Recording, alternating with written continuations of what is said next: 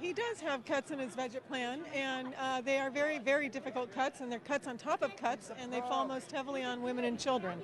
I think the governor, however, struck the right tone in his State of the State address, because California has been struggling through this recession for years now.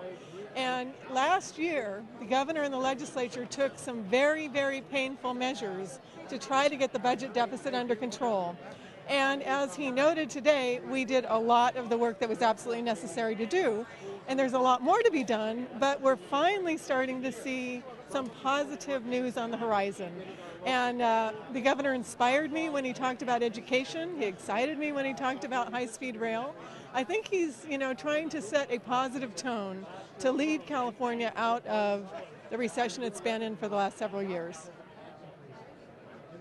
That positive tone, is it premature at all when there's still so much high unemployment and our deficits figures are still so large? I don't think the positive tone at all is premature. I think we need to recognize at the same time, though, that we still have a lot of work to do. And I think the governor was very blunt about the difficult decisions that still remain. But we do have, this is California, and hearing the number of patents that get issued to California as opposed to other states, and all the innovation that we have here in the state, I think what the governor really did was remind us of two things. One, we have a lot of work to do, but two, we are California, and this is where things begin. And so it struck a very hopeful note for me. One last question. The Republicans are concerned that his tax proposal would target those innovators, those 1% that really generate a lot of jobs, and discourage innovation in California. How do you respond to that counter argument? I think that premise is flawed. The 1% do not create the jobs. The small businesses in the state of California and the consumers who spend their money create the jobs.